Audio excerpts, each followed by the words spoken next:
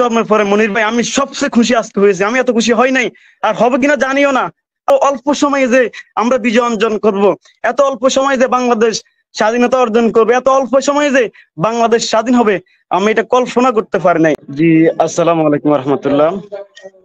সবাইকে ঈদ ঈদ মোবারক। ধন্যবাদ এনামুল মনির ভাইকে আমাকে সুযোগ করে দেওয়ার জন্য।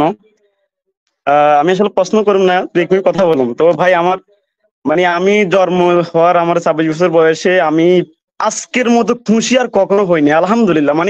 আজকে আমি যে খুশি করেছি, আমি আমার পক্ষ থেকে 20 কেজি মিষ্টি খাওয়াইছি আমার আশেপাশে, আমার সবখানে স্লোগান দিয়েছি। কারণ আমি নোয়াখালীতে আমার বাড়ি সুবর্ণচরে, আমি মায়ের দিতে অনেকবার আন্দোলন করেছি, আবার মায়ের খেয়েছি, মায়ের দিচ্ছি ইনশাল্লাহ। কালকে আমি যখন আন্দোলনে যাইতেছিলাম, আমাদের বড় আন্দোলন ছিল, যাইতে আমাকে আমার পাশের, যখন আমি বাড়ি থেকে 5 কিলোমিটার দূরে সিএনজি থেকে নামাই, আমাকে 3 ঘন্টা বান্ধি রেখেছে ছাত্রলীগের ফলাফল। আমাকে আমার মোবাইল নিয়ে নিছে, আমরা দুজন ছিলাম, আমরা দুজনকে মোবাইল নিয়ে নিছে, 3 ঘন্টা বান্ধি রেখেছে আমাকে, এত পরিমাণ গালাগালি করেছে।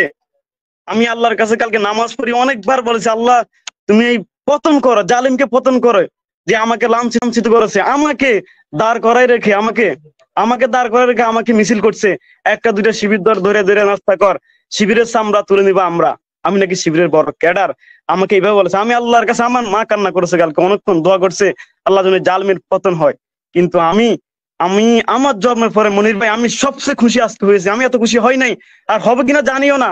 আল্লাহ তাআলা আমাকে এমন খুশির দিন দেখাইবে, এত অল্প সময়ে যে আমরা বিজয় অর্জন করব, এত অল্প সময়ে যে বাংলাদেশ স্বাধীনতা অর্জন করবে, এত অল্প সময়ে যে বাংলাদেশ স্বাধীন হবে, আমি এটা কল্পনা করতে পারি নাই। আল্লাহ তাআলা যা করেছেন আশা করি ভালোর জন্য করছেন। স্বৈরাচার হাসিনা পতন হয়েছে বাংলাদেশের ইতিহাসে। আমি আজকে বলি যে মনির ভাই, হাসিনা জীবনও আর রাজনীতির অঙ্গনে আসতে পারবে না ইনশাল্লাহ। এবং আজকের এখানে বিজ্ঞ অনেকজন আছেন, আমি সবাইকে বলতে চাই, বাংলাদেশে জামাত ইসলামকে, ইসলামী ছাত্র শিবিরকে যেমন নিবন্ধন বাতিল করা হয়েছে, যেমন সংগঠনকে বাতিল করা হয়েছে, আমি আজকে একটা কথা বলতে চাই মনির ভাই, আপনারা এটা একটু, আপনারা যারা বিজ্ঞরা আছেন, আপনারা যারা বড়দের সাথে কথা বলার সুযোগ আছে, আমি আজকে এখানে কোনো আইনজীবী আছে কিনা আমি জানি না, বাংলাদেশ থেকে আওয়ামী লীগ, ছাত্রলীগ, যুবলীগ নামের কোন সংগঠন থাকবে না।